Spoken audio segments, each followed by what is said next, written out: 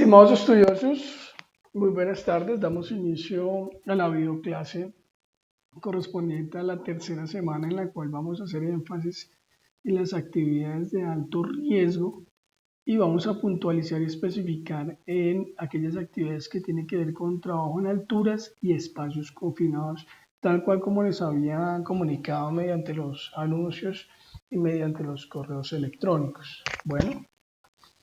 Vamos entonces a entrar en materia, vamos a abrir la presentación. Vamos a comenzar desde los conceptos básicos y el marco legal. Es importante que lo tengamos presente. Aquellas en las cuales la labor desempeñada implique la disminución de la expectativa de vida saludable o la necesidad del retiro de las funciones laborales que ejecuta con ocasión de su trabajo. Esta es la definición de actividades de alto riesgo según el decreto 2090 del 2013. Es importante que hablemos de este decreto porque este decreto de alguna manera define unas actividades de alto riesgo con el fin de generar desde el punto de laboral un cierto trato especial para el trabajador que desempeña estas actividades de alto riesgo. Pero antes de continuar es importante que sepamos, de acuerdo al decreto o según el decreto 2090 del 2013, cuáles son aquellas actividades que se consideran de tareas de alto riesgo. Entonces vamos a revisarlo. Se consideran tareas de alto riesgo según el decreto 2090 del 2003, la minería bajo tierra, las altas temperaturas, la radiación ionizante, sustancias cancerígenas, los controladores de tránsito aéreo, los bomberos, todo siempre y cuando pues, se enfrenten a la extinción de incendios, y el IMPEC desde el punto de vista de la custodia de presos. Básicamente estas son las profesiones o las actividades que el decreto 2090 involucra como de alto riesgo. ¿Cuál es aquí el beneficio o la diferencia con las otras actividades? Que básicamente esas actividades que acabamos de recalcar van a tener un especial trato perdón, desde el punto de vista laboral, ¿cierto? Para aquellos trabajadores. Y esas extensiones o esos privilegios se consagran en el mismo decreto 2090 del 2013. Si, por ejemplo, periodos de vacaciones, por ejemplo, tienen privilegios en el tema pensional, ¿cierto? Se pueden pensionar de una manera más corta. Bueno, el que quiera indagar acerca de los privilegios, ¿cierto? De estas tareas de alto riesgo, pues perfectamente puede consultar el 2090 del 2013. Sin embargo, hay otras actividades de alto riesgo desde el punto de vista de seguridad o que las vamos mejor a tratar desde el punto de vista de seguridad y salud en el trabajo que tienen que ver con su alta probabilidad de ocurrencia y cuyas consecuencias pueden llegar a ser graves o muy graves o incluso generar la muerte. Desde el punto de vista de seguridad industrial, ya directamente abordando el tema de riesgos y peligros, pues se clasifican unas tareas de alto riesgo como son trabajos en alturas, espacios confinados, excavaciones, trabajos en caliente y de las cuales vamos a incursionar el día de hoy y de alguna manera pues tenerlas en cuenta para que ustedes el día que se enfrenten dentro de sus profesiones a estos riesgos sepan cómo hacer una debida gestión de este riesgo y en un futuro no vayamos a tener ninguna inconsecuencia por la materialización de este riesgo. Recordemos que desde el punto de vista de seguridad industrial, ya apartándonos del decreto 2090, las tareas de alto riesgo las clasifica la organización. Las clasifica la organización desde el punto de vista de la pérdida. Es decir, si la organización considera que un proceso desde el punto de vista productivo de su fabricación, de su logística de producto, llegase a tener algún tipo de inconveniente, ¿cierto?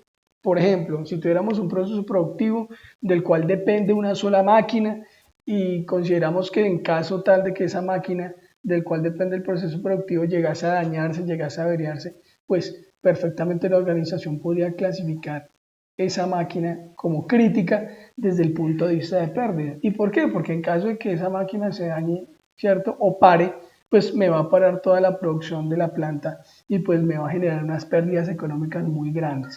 Entonces, desde ese punto de vista de la pérdida, yo podría denominar o establecer que esa máquina, ¿cierto? Que yo considero súper importante para mi proceso productivo, pues es crítica. Y de acuerdo a eso, pues generaré un plan de acción con el fin de que esa máquina, pues garantizar que esa máquina siempre va a estar en funcionamiento y no vamos a tener ningún problema con ella.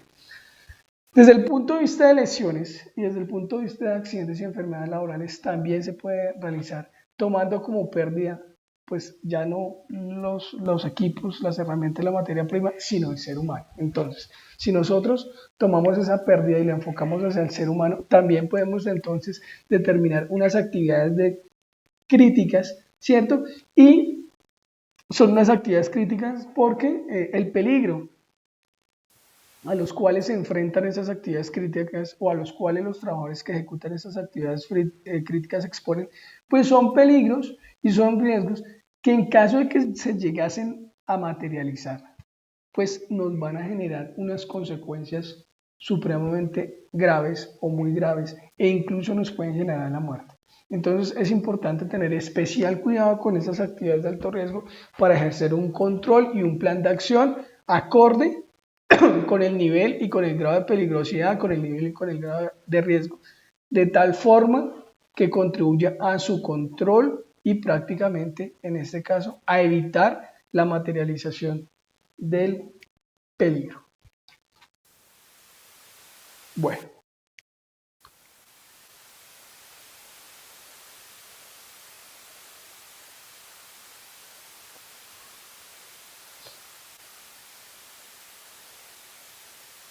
Miremos acá un concepto básico de tareas de alto riesgo o de actividades de alto riesgo. Recordemos que ya estamos hablando desde el área de seguridad y salud en el trabajo puntualmente, ya dejamos un poco el decreto fue simplemente para contextualizarlos y pues que no confundamos las tareas de alto riesgo que nos habla el decreto con las tareas de alto riesgo que les vengo ya a exponer el día de hoy. No quiere decir que estas tareas, perdón, aquí hago la claridad, no quiere decir que las tareas que nos menciona el decreto no sean riesgosas desde el punto de vista de seguridad y salud en el trabajo. Claro que no. Sin embargo, pues hay que tener también, recordemos que el criterio de alto riesgo desde el punto de seguridad y salud en el trabajo, pues lo da la empresa. Pero pues no le quiero restar importancia a estas actividades de minería. Por ejemplo, la minería es una actividad de alto riesgo, ¿cierto? Y es algo que debemos controlar, pero la importancia o el grado de alto riesgo desde el punto de seguridad y salud en el trabajo de cada una de estas actividades pues la dará directamente la empresa. Ahora, desde el punto de vista de preferencias o de beneficios desde el punto de vista pensional o de otros conceptos, pues lo encontramos directamente en el 2090, ¿cierto? Porque sencillamente pues esas fueron las actividades que se evaluaron en su momento y se consideraron como de alto riesgo. Ahora, continuemos desde el punto de vista de seguridad y salud en el trabajo, desde el punto de vista de la pérdida, ¿cierto? De lo que estamos hablando. Entonces vamos a revisar el concepto y vamos a continuar. Antes de devolverme, iba por acá en las definiciones de tareas de alto riesgo. Entonces, básicamente, las tareas de alto riesgo son aquellas tareas donde el trabajador o la propiedad se encuentran expuestos a un gran riesgo y en caso de materialización puede causar consecuencias graves, mortales o catastróficas. Esto ya lo había dicho. Dentro de las tareas de alto riesgo, desde el punto de vista de seguridad salud en el trabajo para su control, ¿cierto? Desde el punto de vista de la pérdida o desde la base o concepto de la pérdida, encontramos las siguientes. Primero, el trabajo en alturas. Segundo, los espacios confinados. Tercero, trabajo en excavaciones, trabajo con energías peligrosas, izaje de cargas, trabajos en caliente y manipulación de sustancias cancerígenas. Dentro de esta videoconferencia vamos a dejarles, o lo que yo pretendo es dejarles una metodología, ¿cierto? Para que ustedes puedan gestionar las tareas de alto riesgo, cualquiera que ella sea, cualquiera independientemente de cuál sea, ¿cierto? Independientemente de qué actividad este grupo sea, pero que ustedes puedan, con la metodología que yo les pretendo dejar o con el plan de trabajo que les pretendo dejar, pues que ustedes puedan hacer gestión para tareas de alto riesgo sin importar cuál de estas sea. Sin embargo, vamos a puntualizar, ¿cierto? Y vamos a dar ejemplos de gestión de tareas de alto riesgo para unas actividades críticas que yo, pues, desde mi punto de vista, desde mi experiencia, considero que son las que ustedes más frecuentemente se pueden enfrentar dentro de su vida laboral, como es el trabajo en alturas, como es el espacio confinado, como son las excavaciones, como son las energías peligrosas y como son el trabajo en caliente, ¿vale? Digamos que solo podemos abordar en estas dos clases que nos restan esos temas, pero vuelvo y repito, les voy a dejar una guía, les voy a dejar el paso a paso para que ustedes puedan gestionar y hacer control de riesgo en cualquier tarea perdón, que la organización considere como crítica. Bueno, aquí nos hablan de un inventario de tareas de alto riesgo. Nos hablan de unas operaciones actividades de la empresa. Nos hacen dos preguntas. Perdón, aquí vamos a ampliar. Nos hacen dos preguntas. ¿Cuántas tareas de alto riesgo se realizan en su empresa? ¿Cuáles trabajadores están expuestos o lo realizan? Entonces recordemos, yo les decía que el grado de tarea de alto riesgo lo colocaba directamente la organización. Desde el punto de vista de seguridad y salud en el trabajo, ¿no? Lo coloca directamente la organización. ¿Y cómo lo hace? ¿O cómo lo mide? Pues desde el punto de vista del nivel de pérdida.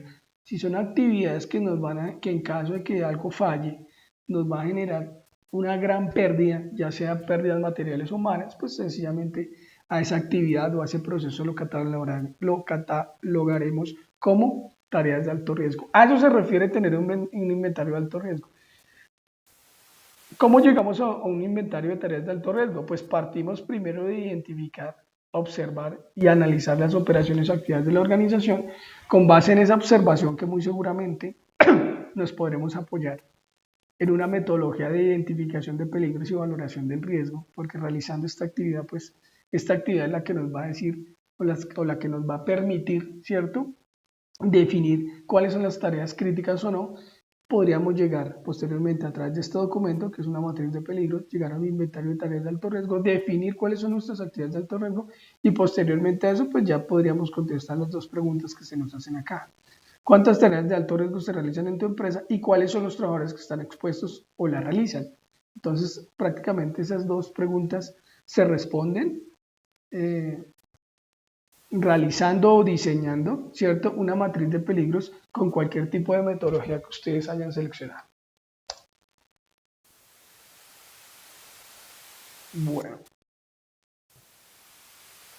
Bueno, aquí nos habla un poco del artículo 2.2.46.28 de contratación. Simplemente pues nos habla de informar a proveedores y contratistas previo al inicio del contrato peligros y riesgos en su zona de trabajo, incluidas las actividades o tareas de alto riesgo. De alguna forma aquí pues este artículo nos indica que si nosotros llegásemos a tener trabajadores subcontratados, pues tendremos que informarle a ese trabajador acerca de las tareas de alto riesgo que se presentan en la organización y cuáles son sus medidas de control y sus medidas de prevención, con el fin de que esos trabajadores subcontratados pues se incluyan y hagan parte de esos planes o estrategias de prevención para el control de estas tareas de alto riesgo. Bueno, aquí nos dan una NTC 4116, que desde el punto de la seguridad industrial es una metodología para el análisis de las tareas. Es importante tenerla en cuenta y es importante que la podamos leer.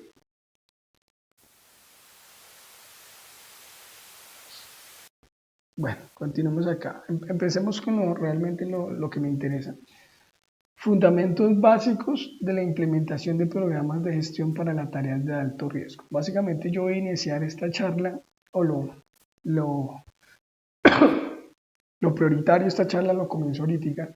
Y básicamente lo que yo quiero es que ustedes tengan un plan de acción, tengan una metodología a seguir en caso de que en algún momento de su vida laboral, de su campo laboral, deban enfrentar una tarea crítica, ¿vale? Eso es lo que yo pretendo. Entonces, sepan hacerlo de una manera adecuada, sepan hacerlo de la mejor forma, con el fin de que no vayan a tener inconvenientes a futuro, que ya sabemos que pueden ser la manifestación de accidentes o enfermedades graves o muy graves o incluso una muerte. Nos vamos a apoyar en la NTC 4116. ¿cierto? Que de alguna manera nos permite, esta norma nos permite o nos sirve mejor como una guía para la implementación del programa de tareas de alto riesgo. Entonces, prácticamente nos indica o nos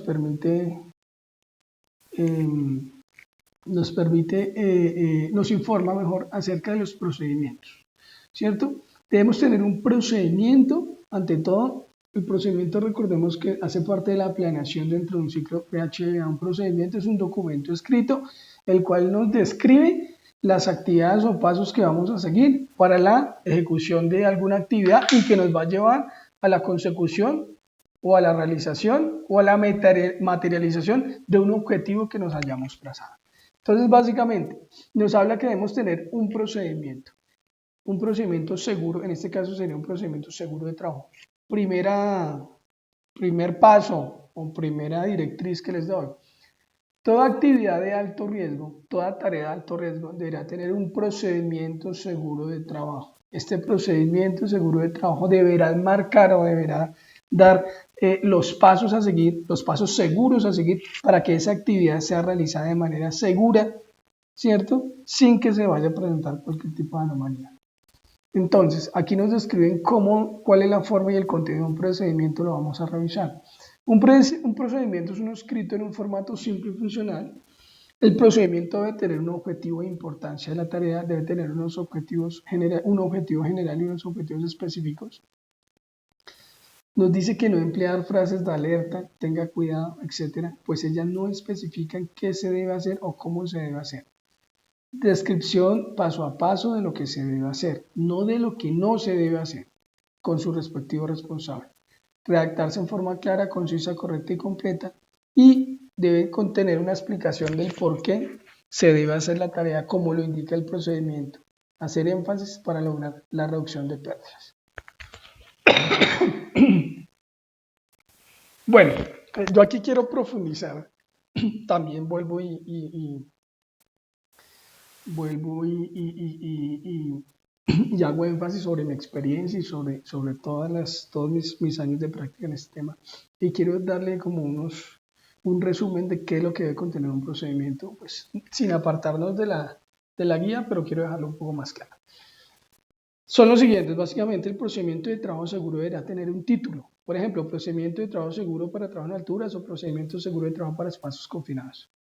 El procedimiento deberá tener unos objetivos, ¿cierto? Que los objetivos pues deberán hacer énfasis en qué es lo que pretende el procedimiento o cuál es la finalidad de ese procedimiento. Eso debe estar enmarcado entre los objetivos. Recordemos que debemos tener objetivos generales y objetivos específicos. Debemos tener un alcance.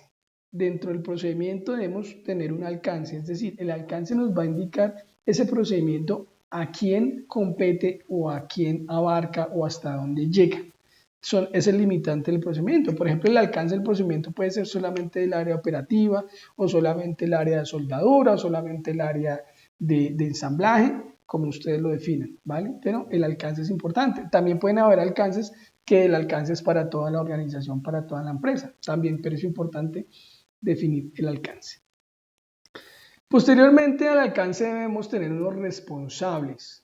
Los responsables son los responsables, ya sean directos o indirectos, de que ese procedimiento surta efecto, de que ese procedimiento se ejecute y se realice sin inconvenientes y como debe ser. Dentro de esos responsables, pues fundamentalmente deberá estar la gerencia general, posteriormente tendrá que tener unos supervisores y finalizará con unos operarios o con unos trabajadores quienes finalmente pues son los que lo van a aplicar de manera directa. Porque el gerente es súper importante porque el gerente es quien oficializa y quien autoriza, ¿cierto?, la institucionalización del procedimiento. Este procedimiento deberá ir firmado por el gerente. Esto nos asegura que el procedimiento fue aprobado por la gerencia y que debe ser de obligatorio cumplimiento. ¿Por qué los supervisores? Porque si bien es cierto, los supervisores no se enfrentan de manera directa con el riesgo, sí deben ser encargados de hacer seguimiento a que lo que indique el procedimiento se cumpla por parte de los trabajadores. Importante incluir a los supervisores de cualquier tipo de actividad o de operación dentro del tema de seguridad o dentro del área de seguridad en el trabajo desde el punto de vista del seguimiento. Es decir, el supervisor será el encargado de verificar que el procedimiento se esté ejecutando por parte de los trabajadores. Esto deberá ser una función de él y deberá quedar establecido en el procedimiento. Y finalmente, pues terminamos con los operadores, con los trabajadores, quienes deberán cumplir al pie de la letra lo dispuesto dentro del procedimiento y ejecutar el paso a paso de este procedimiento con el fin de garantizar, de cierta manera, que las actividades se realicen de manera segura. Finalmente, el procedimiento va a tener, bueno, finalmente nos vamos en los responsables. Tenemos posteriormente el desarrollo del procedimiento. El desarrollo del procedimiento será el paso a paso, ¿cierto?, de las actividades seguras que va a realizar el trabajador para finalizar con su proceso, ¿cierto? Y este paso a paso, pues obviamente deberá ser la forma adecuada en la cual el trabajador debe actuar, ¿cierto? Debe ejecutar sus labores cotidianas con el fin de evitar la materialización del accidente. Podemos relacionar los elementos de protección personal, ¿no? Entonces, después del desarrollo podemos relacionar qué elementos de protección personal debe utilizar el trabajador para realizar la actividad. También podemos relacionar los formatos, es decir, todo procedimiento debe tener una forma o una manera de implementarse, ¿cierto? Y la manera o la evidencia de esa implementación tiene que estar soportada bajo instrumentos como pueden ser formatos. Esa es una evidencia. Entonces nosotros debemos diseñar unos instrumentos de tal manera que permitan la evidencia de que ese procedimiento pues se está ejecutando. A través de estos formatos podemos nosotros hacer válido y podemos certificar de cierta manera que el procedimiento se está ejecutando como nosotros queremos que se ejecute. Y podemos finalizar con un control de cambios, pues sin apartarnos de lo que nos dice la 1072 frente a control documental. Y finalizamos con las firmas de las personas que se involucraron en el procedimiento. Las firmas tienen que ser quién lo elaboró, quién lo revisó, ¿cierto? Y quién lo aprobó.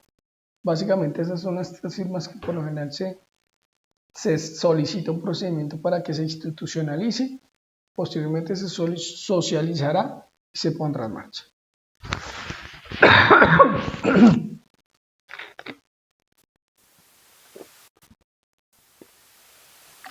Me disculpan un poco, tengo afectación de la garganta en estos momentos. Bueno, vamos a la práctica, pasamos de la planeación al hacer, ¿cierto? Al hacer o a la implementación del procedimiento.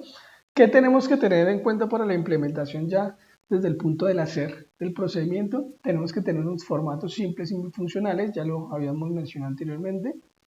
Objetivos: se sugiere hacer referencia al bienestar del trabajador, fuentes más probables de riesgo, tener en cuenta los elementos de protección personal, herramientas y equipos especiales que deben utilizarse, acciones en caso de emergencia, normas y reglas que deben cumplirse. Bueno, básicamente todo lo que hemos dicho debe estar dentro del procedimiento, porque el procedimiento debe estar supremamente claro.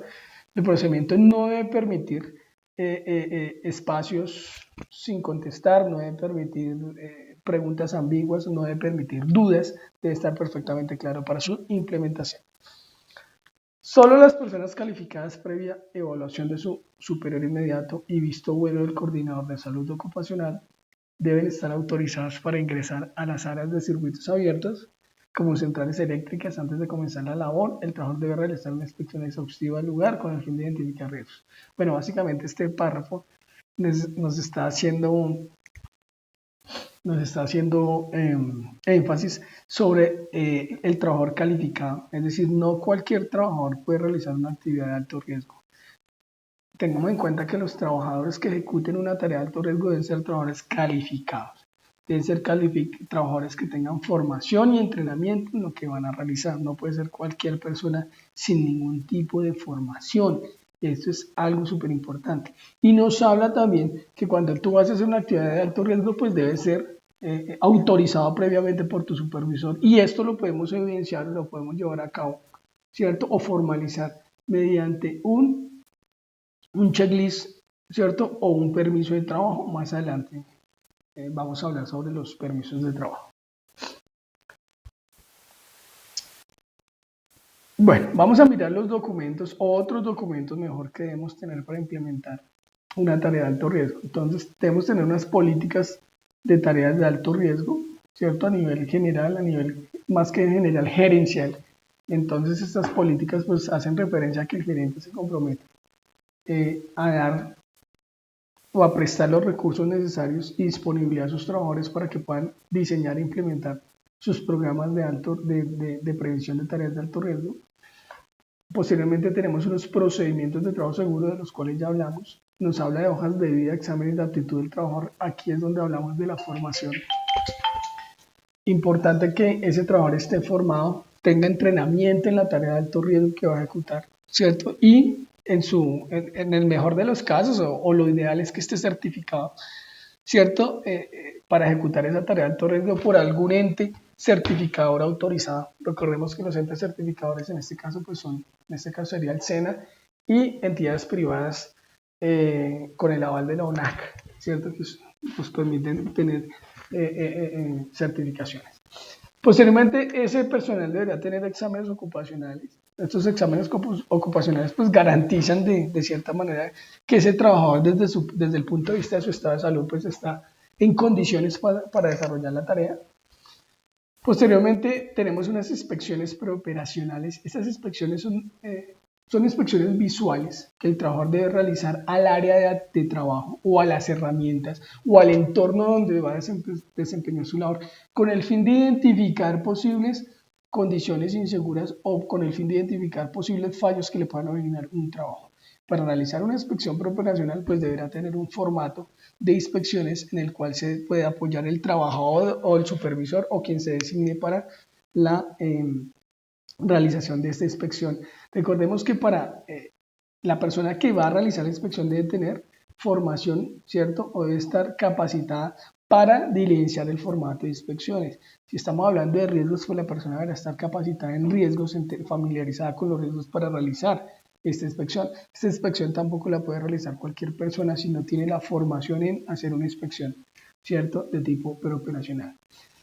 Pasamos a la planificación de las tareas de alto riesgo, equipos, personas, tiempos y herramientas. Entonces, antes de iniciar con la actividad debemos planificarla. ¿Qué es planificar? Sencillamente generar una organización, tenemos una serie de actividades que sabemos que vamos a ejecutar, organizarlas, ¿cierto? Y planificar adecuadamente el paso a paso ya puntualmente en lo que denominamos hacer la actividad. No solamente planear lo que vamos a hacer, sino tener en cuenta qué equipos vamos a utilizar, cuántas personas se requieren para hacer la actividad, tiempos y herramientas. Planificar es tener todos los recursos listos y en óptimas condiciones para poder desarrollar una tarea. Aquí nos hace referencia a ATS o AROS. El ATS, análisis de trabajo seguro o análisis de riesgo ocupacional, sencillamente son unos formatos o son unos instrumentos que nos van a permitir a nosotros identificar los riesgos y planear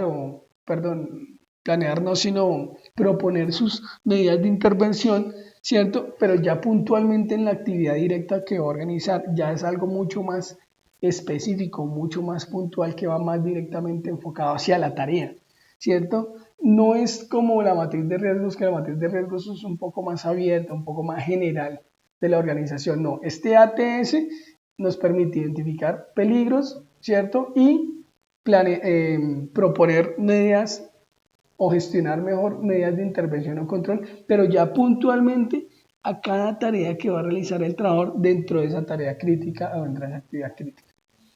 Tenemos análisis de riesgos. Bueno, ya les decía que esta actividad crítica, pues por supuesto, está contemplada dentro de la matriz general, dentro de la matriz de peligros de la organización. Sistemas de permisos de trabajo, esto es algo supremamente importante, fundamental, y esto hay que subrayarlo. Toda actividad crítica o toda tarea crítica o de alto riesgo deberá tener un permiso de trabajo. Vuelvo y le repito, más adelante les quiero mostrar un ejemplo de permiso de trabajo, pero es fundamental. ¿Cuál es la finalidad del permiso de trabajo? Sencillamente, pues, que se verifiquen, antes de iniciar la actividad, que se verifiquen ciertas condiciones, ¿cierto?, seguras de trabajo para poder arrancar a ejecutar el trabajo.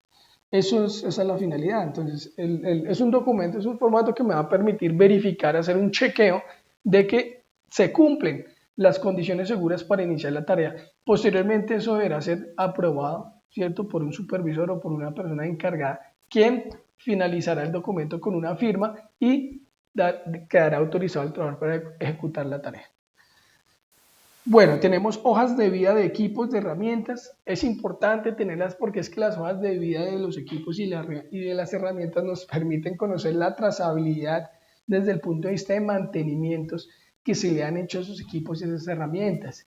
La hoja de vida es la que me habla de un equipo, ¿cierto? Es la que me habla de toda su historial desde que fue comprada hasta la fecha. Entonces yo en esa hoja de vida puedo verificar si le han hecho o no le han hecho inspecciones, si le han hecho o no le han hecho mantenimiento, bueno, una serie de información que puede ser útil a la hora de tomar una decisión.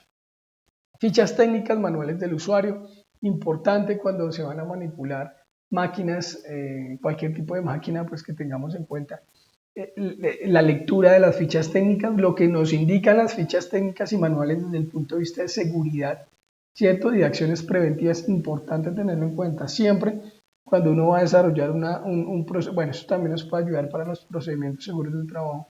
Siempre que estos procedimientos involucren máquinas, es importante tener en cuenta los manuales del usuario y las fichas técnicas, porque esos manuales y esas fichas técnicas traen información de seguridad acerca de la máquina. Entonces es muy importante pues involucrar esas medidas preventivas dentro de nuestro procedimiento de trabajo seguro.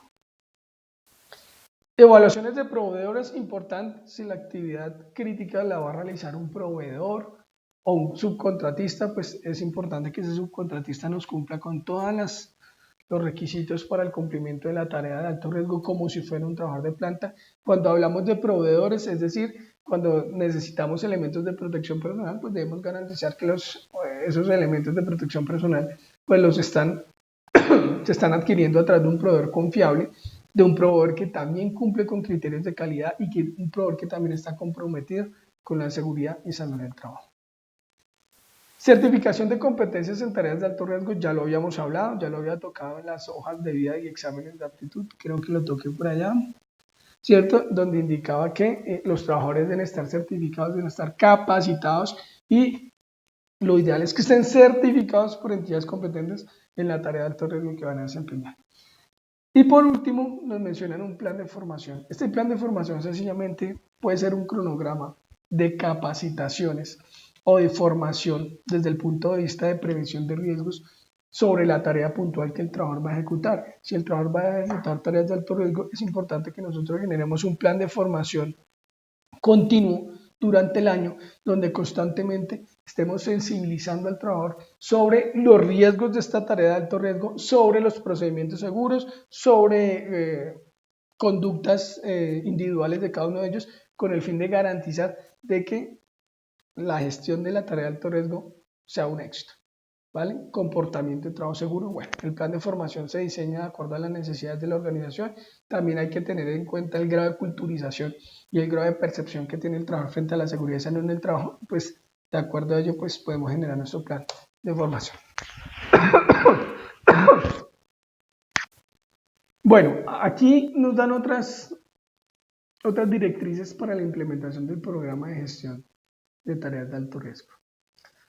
Primero, establecer un instrumento para la recolección de información, disponer de formatos que faciliten la toma de datos y escribir las condiciones, ya lo hablamos, clasificar tareas, lugares, actividades y frecuencias, identificar los peligros, identificar controles existentes y evaluar el riesgo. Vamos a mirar los tres últimos.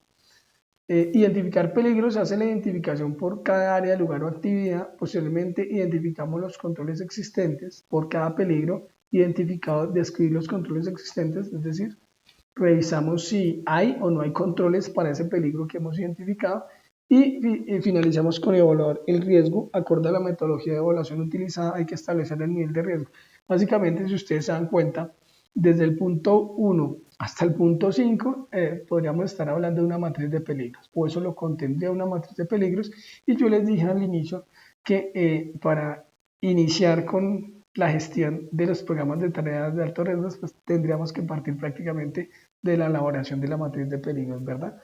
Que es la que nos permite identificar la tarea de alto riesgo. ¿Y cómo lo identifico? Desde el punto de vista de la evaluación.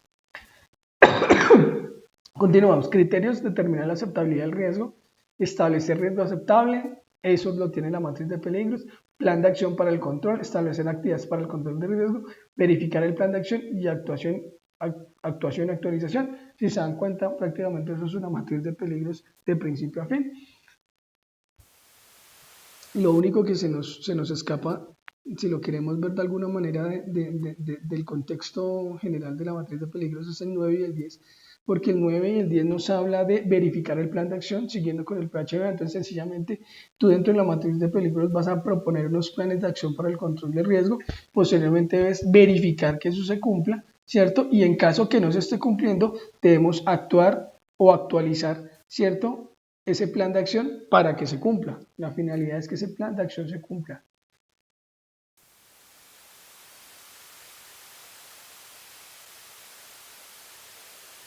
Acá quiero, bueno, aquí quiero tocar un tema que no he tocado y es el tema de actividades rutinarias o actividades ocasionales.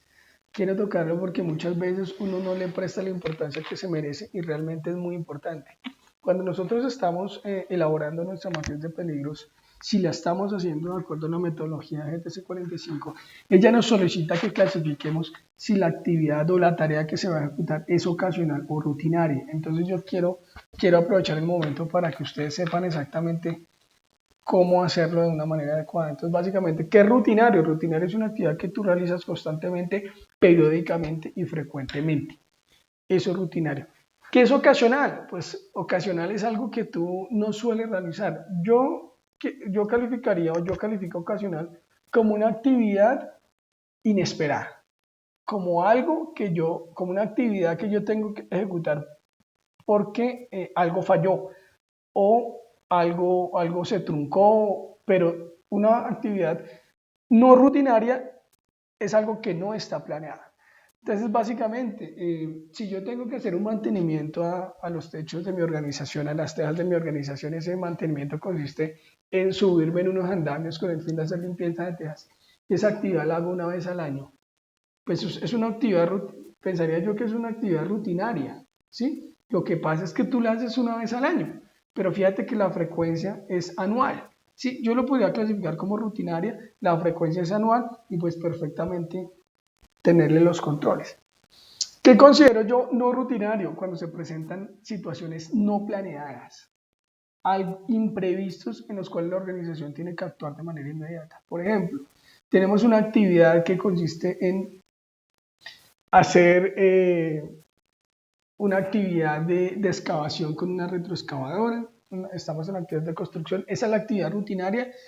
En un momento u otro tenemos un imprevisto, la retroexcavadora se dañó y por alguna razón tengo que traer otra máquina distinta a la que conozco, distinta a la que le hice identificación de peligros, una maquinaria que desconozco y pues obviamente si desconozco esa maquinaria nueva que traen, pues obviamente no conozco cuáles son los peligros que me trae esa máquina. Yo no sé si a esa máquina le han hecho mantenimiento, yo no sé esa maquinaria en qué estado está, yo no sé quién la maneja. Entonces fíjate que ahí es cuando surge lo no rutinario, surge una actividad no rutinaria porque es un imprevisto, algo que falló. En ese punto de vista, yo tengo que actuar como si fuera una tarea de alto riesgo porque desconozco ese equipo. Entonces, en este caso, lo ideal cuando uno va a ejecutar actividades no rutinarias es generar perdón, análisis de trabajos seguros. Cuando yo genero un análisis de trabajos seguros, pues ya yo me doy puntualmente a identificar los riesgos del equipo que voy a utilizar y no voy a tener problemas. Pero básicamente podemos catalogarlo de la manera. Hay algunas empresas que catalogan actividades poco frecuentes como no rutinarias. El mismo caso en el mantenimiento de las tejas, pues yo puedo decir, no es rutinario porque lo hago cada 6 meses. Perfecto. Otra empresa puede decir, es rutinario. Simplemente que la periodicidad de cada 6 meses también es válido. Pero eso es muy importante tener en cuenta pues, el concepto y que ustedes lo sepan manejar y qué es rutinario y qué no rutinario. Pues, digamos que la actividad rutinaria y no rutinaria lo define la organización. ¿Qué es lo importante? Que sin importar si la actividad sea rutinaria o no, tengamos, ¿cierto? El plan de acción a seguir para ejecutarlo de manera segura, tengamos un procedimiento seguro de trabajo para ejecutarlo, tengamos identificados los peligros, ¿sí? Y hagamos gestión del riesgo.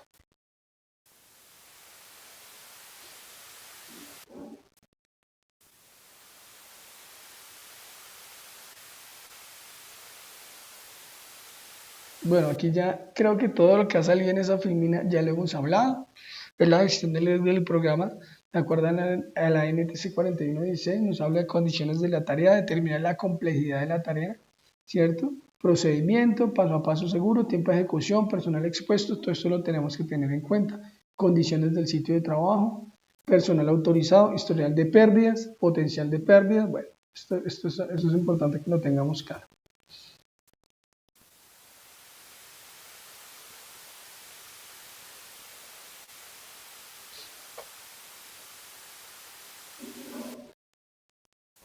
Bueno, aquí tenemos un gráfico del programa de gestión para tareas de alto riesgo. Es importante que nos quedemos un segundito en este gráfico y lo interpretemos y lo entendamos como debe ser. Pues básicamente, fíjense que este programa de alto riesgo, de tareas de alto riesgo, sigue el ciclo PHBA, donde sencillamente arrancamos con un planear, y ese planear debe contemplar o debe tener en cuenta un diagnóstico, unos objetivos, un alcance, un marco legal, unas responsabilidades, que eso son los componentes que les mencioné y son los componentes que debe tener un procedimiento de trabajo seguro. Dentro del procedimiento de trabajo seguro, que es la planeación, podemos tener en cuenta y contener pues los siguientes conceptos. Posteriormente al procedimiento, pues simplemente lo que vas a hacer es implementarlo, perdón, y la implementación pues se tiene que hacer o debemos llevar evidencias de esa implementación y una trazabilidad de esa implementación, para lo cual vamos a poder utilizar los formatos que hemos diseñado a ese procedimiento para poderlo implementar. Posteriormente haremos un seguimiento y una evaluación del programa, entonces vamos a revisar que ese programa vamos a designar a alguien, puede ser el supervisor o otra persona, lo designamos para verificar que ese procedimiento seguro se está cumpliendo, se está ejecutando tal cual como se diseñó.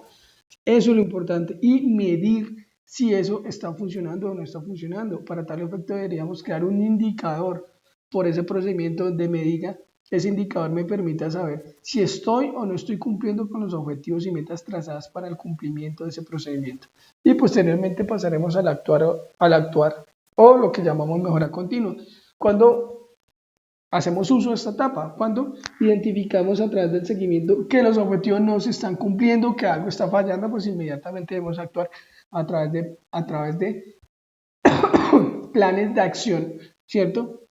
O acciones preventivas, o acciones correctivas, ¿cierto? Que de alguna forma minimicen el impacto y nos permitan cumplir los objetivos como inicialmente nos hemos trazado. Entonces, fíjate, aquí tenemos el planear, ya lo hablamos, y aquí nos habla sobre el hacer. ¿Qué involucra el hacer? Pues hacer la matriz de peligros, el procedimiento seguro de trabajo, perdón, hacer inspecciones de seguridad, sistemas de permiso de trabajo, inspecciones preoperacionales, generar o crear normas de seguridad, hacer las capacitaciones, adquisición de equipos, sistemas de equipos y EPPs. Entonces, fíjate todo lo que implica el hacer. Aquí el seguimiento, pues nos habla de indicadores, auditoría, revisión de la alta gerencia, simplemente verificar que ese procedimiento se está cumpliendo. Y pues ya sabemos que en caso de que ese seguimiento pues no sea muy positivo, pues se tendrá, o sencillamente a través de esa medición, la medición no arroje lo que nosotros estamos esperando, pues debemos acudir a un plan de acción que garantice que esos objetivos se van a cumplir. Ese es el ciclo PHBA en un programa de gestión de tareas de alto riesgo.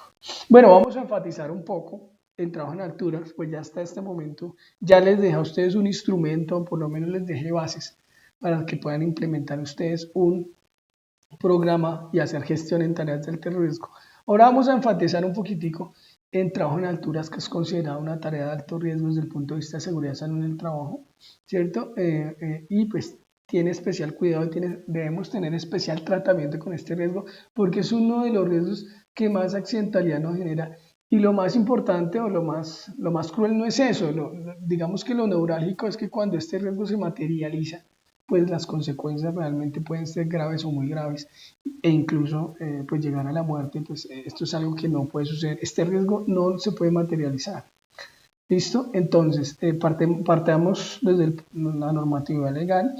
Colombia, pues teniendo en cuenta la importancia, con el fin de dar importancia a la prevención de este riesgo, pues sencillamente lo que hace es generar la resolución 1409 del 2012, pues actualmente la vigente, la resolución 1409 del 2012, tenemos la resolución 1903 del 2013, pero básicamente los conceptos técnicos están en la 1409. El reglamento técnico para trabajo en alturas lo tenemos en la resolución 1409, que es la que nos indica todo el paso a paso y todas las directrices y los debes que las empresas deben cumplir cuando tienen este riesgo inmerso entre de sus actividades productivas. Entonces vamos a desglosar un poquito, vamos a mirar qué es lo que solicita la 1409 y vamos a revisar cómo hacer gestión del riesgo para trabajo en alturas. Ya miramos el campo legal, el marco legal, ahora miremos un poco el tema de concepto. ¿Cuándo se considera trabajo en alturas y cuándo no? Entonces, trabajo en alturas se considera trabajo en alturas cuando toda actividad o labor o desplazamiento se realiza a una altura de 1.50 metros o más sobre un nivel inferior. Si tú estás en una altura de menos de 1.50, pues la resolución no lo consideraría como trabajo en alturas y pues no tendríamos de manera obligatoria pues a tener que realizar todo lo que nos solicita la 1409. Pero en caso de que esa labor o ese desplazamiento se haga a 1.50 metros o más de altura, pues tenemos obligatoriamente que cumplir con todas las disposiciones de la resolución 1409 del 2012. Entonces, ¿qué nos pide a muy grosso modo esta norma? Vamos a ir de lo general a lo específico. Lo primero que nos va a pedir es un programa de protección contra caídas, programa de prevención y protección contra caídas. Básicamente, este programa de protección y prevención contra caídas es la carta de navegación de la organización desde el punto de vista de la planeación de la prevención del trabajo en alturas. Es decir, en este programa de protección contra caídas yo voy a tener varios elementos, ¿cierto? Prácticamente es mi procedimiento, bueno, puede ser o no puede ser porque la norma nos indica que los procedimientos seguros pueden estar inmensos dentro del programa de protección contra caídas. Pero básicamente este programa de protección contra caídas, ¿qué debe tener? Primero debe tener unos procedimientos seguros de trabajo puntuales para trabajar en alturas, ¿sí? Y adicionalmente, pues el programa de protección de caídas debe tener identificadas las tareas en altura o los trabajos en altura. Debo tener un inventario de trabajos en altura, es decir, este programa arranca básicamente con la identificación de los trabajos en altura en los cuales la organización pues está poniendo a sus trabajadores. Posteriormente pues pasará a un procedimiento de trabajo seguro y posteriormente pasará a unos sistemas, ¿cierto? Tanto preventivos y de protección para minimizar este riesgo y para garantizar que este riesgo no se vaya a materializar. Es importante tener muy en cuenta el programa de protección contra caídas. Recordemos que este programa de protección contra caídas es desde el punto de vista de la planeación de la gestión de la tarea de alto riesgo de trabajo en alturas y este programa de protección contra caídas contiene el procedimiento seguro de trabajo, entre otras cosas. Más que la normatividad lo llama el programa de protección contra caídas y la misma norma me dice que yo debo tener unos procedimientos seguros de trabajo que los puedo anexar al programa de protección contra caídas. Sencillamente el programa de protección contra caídas tiene otros elementos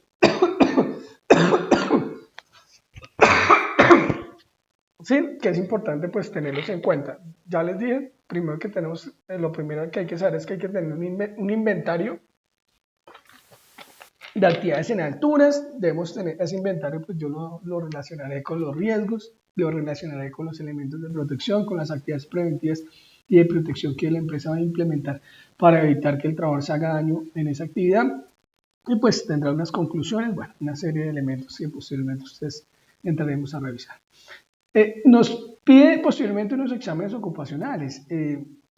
Estos exámenes ocupacionales son especiales para las personas que van a trabajar en alturas porque son exámenes que están orientados puntualmente para aquellas personas que se van a exponer al trabajo en alturas. No es un examen ocupacional normal porque aquí el médico especialista va a revisar otros conceptos, va a hacer un diagnóstico ya desde el punto de vista directo de una persona que va a estar trabajando en alturas. Entonces aquí revisan sintomatología, revisan componentes diferentes como glicemia, como estados de sangre, como colesterol, como pruebas de equilibrio, ¿cierto? Pruebas funcionales puntualmente pues, en las cuales se puede enfrentar o pueden afectar al trabajador cuando esté en altura. Entonces son unos exámenes ocupacionales especiales para trabajo en alturas, hay que tenerlo en cuenta. Aquí nos hablan de las restricciones, como esos exámenes pueden salir con restricciones, y en caso de que ese examen salga apto con restricciones, pues es importante que la restricción se cumpla para que el trabajador pueda acceder a la altura correspondiente. Tenemos unos equipos de protección personal contra caídas. Bueno, tenemos unas medidas aquí. Antes de entrar directamente al equipo de protección contra caídas, pues quiero hablar un poco de las medidas de prevención y las medidas de protección. El decreto nos habla que debemos tener ambas. Debemos tener medidas de prevención y debemos tener medidas de protección. No sé si más adelante se habla del tema. Bueno, hablemoslo directamente acá. ¿Qué es una medida de prevención y qué es una medida de protección? Para trabajo en alturas hay que tener las dos, ¿cierto? Porque el decreto así lo dispone. Una medida preventiva son aquellas actividades que se deben implementar con el fin de evitar que el trabajador sufra una caída.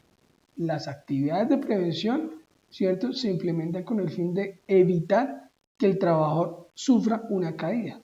Ahora hablemos de las actividades de protección. Las actividades de protección son aquellas que una vez el trabajador ha caído, van a evitar que el trabajador se haga daño, ¿cierto?, durante el trayecto de su caída, evitando que se golpee con elementos que pueden estar durante el trayecto de su caída y finalmente con el suelo. Esos son los elementos de protección. Pero fíjate que cuando se activa un equipo de protección o una actividad de protección, es porque la prevención falló. Si se activa un arnés, es porque el señor se cayó. Y si el señor se cayó, es porque las medidas de prevención fallaron, porque las medidas de prevención están encaminadas a evitar que el trabajador se caiga. Entonces fíjate que aquí ya hay un tema de mejora. Es decir, cuando tú ves una persona pues está en alturas y la ves colgando porque sencillamente pues cayó, pues perfecto, muy bien. Si está colgando, no cayó al suelo, no se lastimó, puede estar bien, pero fíjate que hay una medida de prevención que falló y eso hay que ponerle cuidado y eso es importante pues generar un plan de acción para que no vuelva a ocurrir porque ahí hubo un fallo. Y hubo un fallo en las medidas de prevención, ¿sí? Hubo un fallo en las medidas de prevención y eso hay que tener en cuenta y hay que evaluar. Pasamos a instalaciones, puntos de anclaje. Bueno, básicamente cuando nos hablan del equipo de protección contra caídas, nos hablan de los puntos de anclaje y nos dicen que los puntos de anclaje deben tener una resistencia, deben tener una fuerza de 5.000 libras de presión. No solamente el punto de anclaje debe tener 5.000 libras de presión, sino todo el equipo de protección contra caídas. El arnés, que son las tirantas, las costuras del arnés,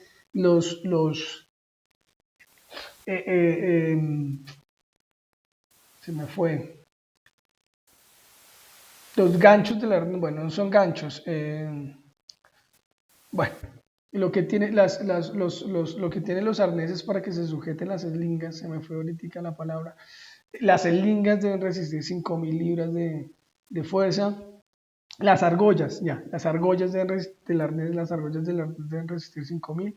Las líneas de vida deben resistir 5.000. Absolutamente todo el equipo de protección contra caída debe resistir 5.000 libras de manera individual. Ahora resumamos rápidamente cuáles son los elementos de un equipo de protección contra caída. Tenemos los puntos de anclaje. Los puntos de anclaje es de donde se van a sujetar o de donde se va a sujetar la línea de vida. Posteriormente tenemos la eslinga. La eslinga es el conector entre la línea de vida y el arnés. Tenemos el arnés, que es el que se coloca el trabajador. Y finalizamos con unos elementos anexos, como son los cascos. Estos cascos deben tener barbuqueo. Ese casco debe tener 3 puntos como mínimo para el barbuqueo. Debemos tener unas botas de seguridad a punta de acero. Y pues dependiendo de la tarea o la actividad, el trabajador podrá tener o no tener guantes, dependiendo de lo que haga. Pero básicamente ese es el equipo de protección contra caídas. Hay unos elementos especiales que pueden ser manejados de acuerdo a la forma en la cual el trabajador va a trabajar.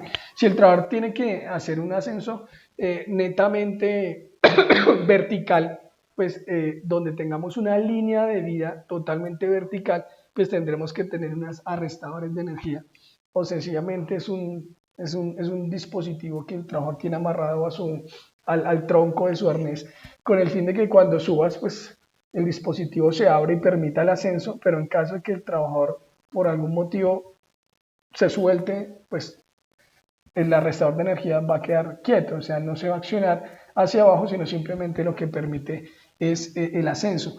Para bajar, pues el trabajador tendrá que habilitar con su mano un dispositivo para que pueda bajar, pero en caso accidental de que el trabajador no pues, se suelte de la estructura, pues el arrestador de energía lo va a mantener fijo, ¿sí? Hasta donde ascendió. Vuelvo y repito, si él desea descender, pues deberá accionar un dispositivo para poderlo hacer.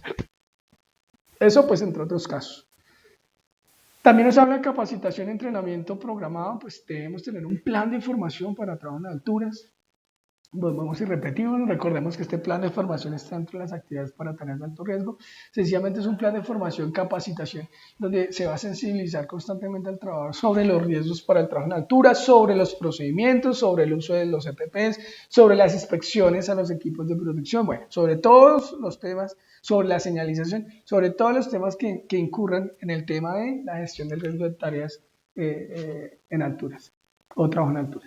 Protocolos en caso de emergencia, pues básicamente nos habla de que siempre se debe tener un protocolo o la empresa o la organización debe saber qué hacer en caso de que el trabajador quede suspendido en el aire a causa de una caída. Entonces es importante que esto lo tenga presente la organización y este aspecto o este protocolo para caso de emergencia y de rescate lo tenga implementado, lo tenga registrado dentro de su plan de emergencia general.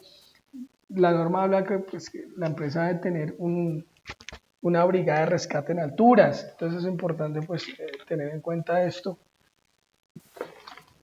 Sí, o sencillamente pues la empresa también debe saber qué hacer en caso de que un trabajador quede suspendido en el aire a causa de una caída. ¿A quién se llama? Si actúa la brigada de rescate o si se llama entidades de emergencias, bueno, eso es, qué sé yo, esto hay que tenerlo determinado. Bueno, entonces fíjate que aquí vamos a hablar un poquito de las medidas de prevención. Ya les aclaré que es una medida de prevención y que es una medida de protección para trabajar en alturas. Entonces las medidas de prevención solas o en conjunto, porque podemos tener medidas de prevención individuales o colectivas. Individuales son solas o en conjunto serían las colectivas. Son implementadas para advertir o evitar la caída del trabajador, pues ya lo hablamos, dentro de las cuales encontramos sistemas de ingeniería, programas de protección contra caídas. Bueno, rápidamente voy a mencionar rápidamente las medidas de prevención de trabajo en alturas que por lo general tiene una empresa que se enfrenta a este reto. Primero, los procedimientos seguros de trabajo. Segundo, los permisos de trabajo. Tercero, el plan de formación, las capacitaciones, las sensibilizaciones. Cuarto, las barandas, ¿cierto? Son sistemas de ingeniería que evitan, esta ya es una medida colectiva, una baranda va a evitar que el trabajador se caiga, no solamente le sirve para uno, sino le sirve para varios. La señalización, importante, todo lo que tenga que ver con señalización, cintas que adviertan al trabajador sobre zonas de peligro, señales que adviertan sobre riesgo de caída. Todo este tipo de medidas de señalización que pueden ser balizas, pueden ser señales lumínicas, pueden ser señales sonoras que adviertan al trabajador sobre un peligro, pues son de cierta manera medidas de prevención y serían en este caso medidas de prevención colectivas. El control de acceso también es muy importante. Recordemos que para una obra, el personal que está dentro de la obra, dentro de una obra que tenga trabajo en alturas, pues deberá ser personal autorizado. No cualquiera podrá ingresar a un proceso productivo, ¿cierto? Porque sencillamente no tiene la formación. Entonces es importante que nosotros tengamos un control de acceso, que a través de ese control de acceso pues vamos sencillamente a identificar o vamos a permitir el acceso al punto de peligro o a la zona de peligro únicamente a aquel personal que se encuentra calificado para poderlo hacer. Hablamos un poco ahora de las medidas de protección. Las medidas de protección básicamente también las podemos clasificar en individuales y colectivas. Solas o en conjunto buscan detener, atrapar o proteger al trabajador en el trayecto de su caída, entre ellas se encuentran. Entonces vamos a mirar las pasivas. Las pasivas son las redes de seguridad, como podemos ver en la gráfica, pues están aquí de color azul. Esas redes pues son también medidas de protección de manera colectiva, ¿no? Porque le puede servir a cualquier trabajador. Y podemos tener las activas, que son los puntos o mecanismos de anclajes o conectores, y en estas activas serían también individuales, tiene las medidas de protección individual, y hablamos del equipo de protección contra caídas. Aquí nos hablan de la distancia de seguridad o la distancia en otros términos también, o en otra bibliografía la pueden encontrar como la distancia de claridad, pero es importante tener en cuenta y hacer énfasis en que esa distancia es la distancia que debe existir entre el suelo, ¿cierto? Entre el último nivel y los pies del trabajador cuando se activa, ¿cierto? El equipo de protección contra caídas. Es importante esa distancia de seguridad calcularla, tenerla presente, porque muchas veces no se calcula, ¿cierto? No se calcula y el trabajador puede estar a 2 metros de altura y le damos una slinga y le damos un arnés, pero si él se va a caer, pues sencillamente la distancia de claridad pues no existe, porque muy seguramente la longitud que le da la slinga, ¿cierto? Con la longitud que le da aquí el arrestador de energía de la slinga, ¿cierto? Con la muy segura flexión, el arco que te va a generar la línea de vida, ¿cierto? Porque cuando tú te caes, la línea de vida, por más tensionada que esté, te puede generar, resulta un peso y te puede generar un arco. Pues si tú mides todas esas distancias, muy seguramente el trabajador se va a terminar golpeando con el suelo. Entonces, muy importante por aquellas alturas que están entre 1,5 metros y 3 metros, hacer muy bien el cálculo y la distancia de claridad, porque podemos estar cometiendo errores en el sentido de dar lingas con absorbedores de energía, y recordemos que el absorbedor de energía cuando se acciona da 1 metro más de longitud. Entonces es importante hacer ese cálculo. Tendremos que tener también presente la estatura del trabajador, ¿cierto? Todo eso depende. Entonces miremos qué dice en la diapositiva. Durante la detención de una caída participan 3 elementos básicos. Cuando se implementan sistemas de protección contra caídas, deberá calcularse una distancia mínima de seguridad de acuerdo con fuerza y gravedad, peso del trabajador, factor de caída, distancia de caída libre, distancia de desaceleración y distancia de tensión. Requerimiento de claridad. Este requerimiento de claridad es el que les hablo. El requerimiento de claridad sencillamente es la distancia que debe haber entre los pies del trabajador con el suelo. ¿Sí? Si nos damos cuenta aquí en el gráfico, si tenemos en cuenta que este es el suelo, pues nos damos cuenta que aquí no tenemos la distancia de seguridad o no se llegó sencillamente a un requerimiento de claridad. Entonces, fíjate los conceptos que se deben tener en cuenta: caída libre, distancia de desaceleración, distancia total de caída, altura del trabajador, mínimo margen de caída requerido. Acá se hacen unos cálculos, ¿cierto? Y procedemos a calcular esta distancia de claridad o requerimiento de claridad o la distancia de seguridad. Hablemos ahora de los elementos de protección contra caída. Son todos aquellos componentes que garantizan la seguridad del trabajador. Pues ya lo hablamos: anclajes, arnés, conectores, descenso y rescate. El descenso y rescate pues lo realizará la brigada de emergencia o la entidad de emergencia pues a la cual nosotros estemos adscritos o a la cual le solicitemos ayuda para controlar la emergencia. Bueno, hasta aquí llegamos con tareas de alto riesgo, ¿cierto? Para el trabajo en alturas, y vamos a finalizar quiero que finalicemos con espacios confinados de una manera muy breve. Entonces vamos a revisar espacios confinados. ¿Qué es lo importante? Aquí yo quiero sintetizar las principales medidas de seguridad para los espacios confinados. Pero antes sí me gustaría pues hablar un poco de espacios confinados. Quiero decirles los espacios confinados. En el momento pues no hay una norma colombiana a través de decreto o ley, ¿cierto?, que reglamente las directrices de seguridad para espacios confinados, pero sí hay normas internacionales como normas ANSI, ¿cierto?, y como NTC, en las cuales nos podemos apoyar para hacer un plan de prevención para espacios confinados. No hay nacionales, pero sí hay internacionales y muy buenas. Es importante que lo tengamos en cuenta. En las autorías están anotadas las normas internacionales para la gestión del riesgo de espacios confinados. Básicamente, ¿qué es un espacio confinado? Es un espacio que por su diseño tiene un número limitado de aberturas de entradas y salidas. La ventilación natural es desfavorable porque se podría contener o podrían contener esos espacios o generar peligros contaminantes del aire. Pueden tener gases pues tóxicos, ¿cierto? y no están destinados o no están diseñados para la presencia continua del trabajador. Ejemplo de espacios confinados, pues los conductos subterráneos, cuando hablamos de las alcantarillas, todos estos conductos a nivel subterráneo de las ciudades, ¿cierto? Donde van las aguas residuales y las aguas negras, son espacios confinados. Cuando hablamos de silos o tanques, ¿cierto? En los procesos de hidrocarburos también son espacios confinados. O en general, todo espacio que cumpla con las características o las condiciones que pues, les acabo de mencionar, ¿verdad? En el tema de minas, cuando hablamos de minería subterránea, pues podríamos estar hablando también de espacios confinados. Bueno, denme un segundo acá. Vamos a hablar de los peligros, los controles y las competencias, los espacios confinados. ¿Cuáles son los peligros? Primero que todo, la deficiencia de oxígeno.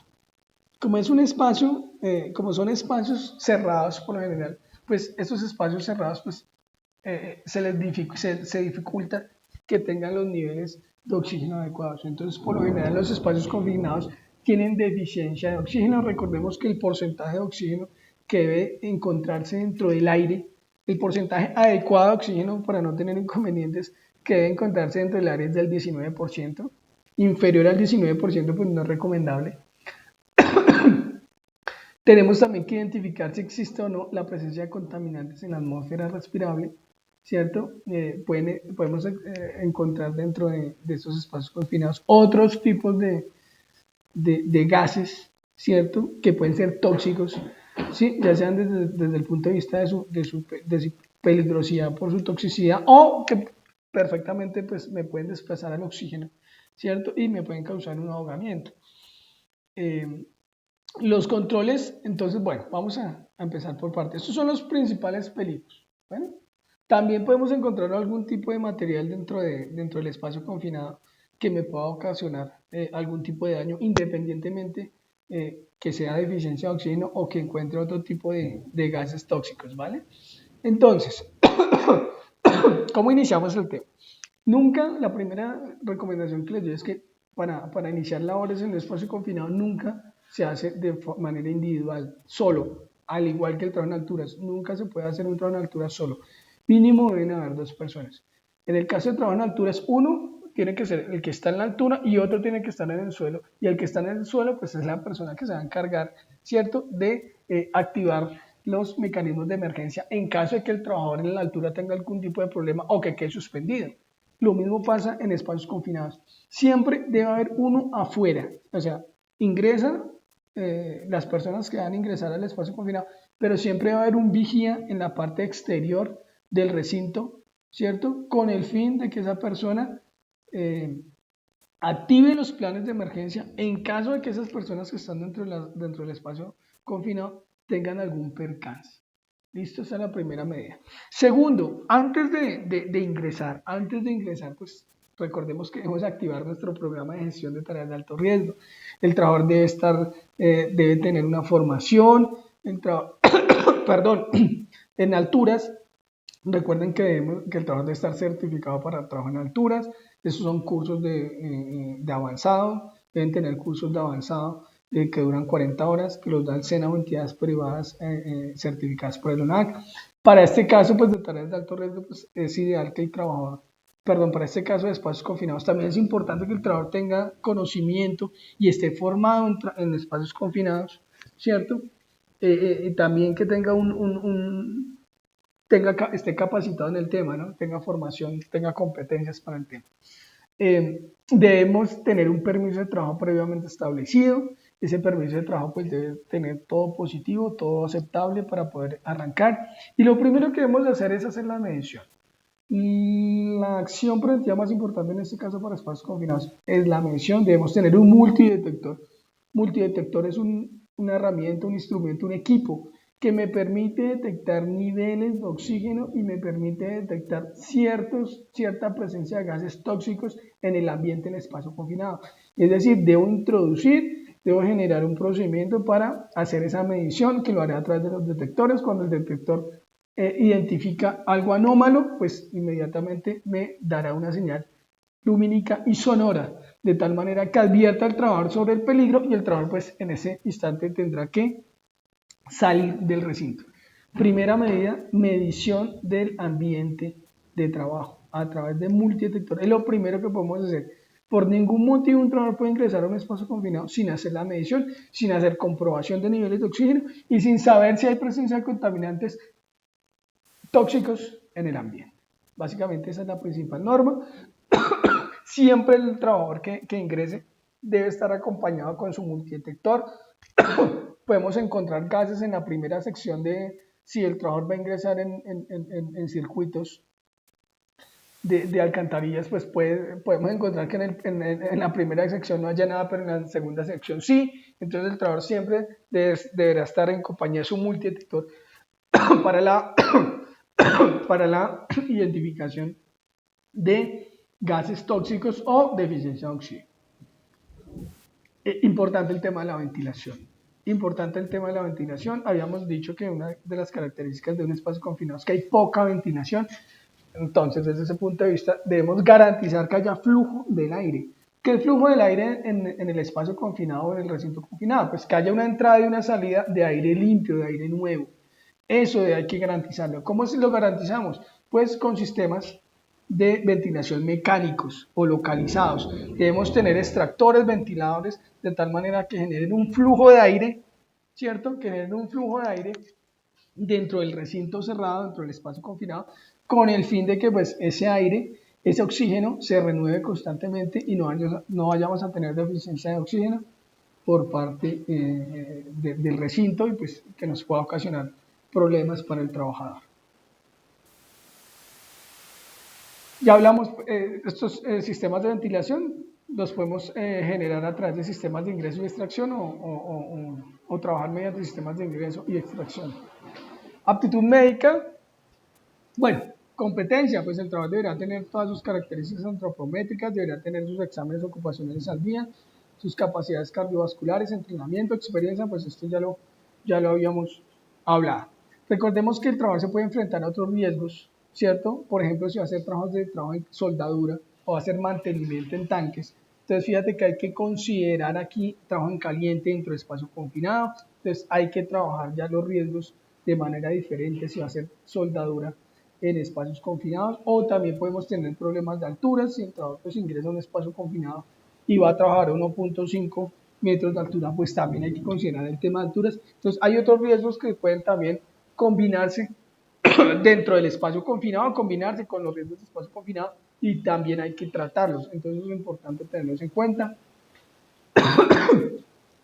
Recordemos el procedimiento de trabajo seguro. También, bueno, eso es el procedimiento de trabajo seguro, pues ya saben que es de todo riesgo, de toda tarea crítica. Simplemente pues aquí estoy especificando las prevenciones principales para espacios confinados. Bueno, yo creo que hasta aquí llegamos. La próxima clase les voy a mostrar las tareas, les mostraré las tareas de alto riesgo, los permisos de trabajo. Listo, la próxima clase les mostraré cómo se hace un permiso de trabajo para que ustedes lo tengan presente y vamos a abordar otros riesgos como son excavaciones y como son trabajos en caliente y como son energías peligrosas. Vamos a puntualizar. Espero que les haya agradado la videoclase de hoy. Espero que les haya servido. Cualquier duda o inquietud frente a lo expuesto el día de hoy, con mucho gusto a través de un correo electrónico o me pueden hacer la observación en la próxima videoclase que es la próxima semana. El mismo día a la misma hora. Muchas gracias. Feliz resto de tarde.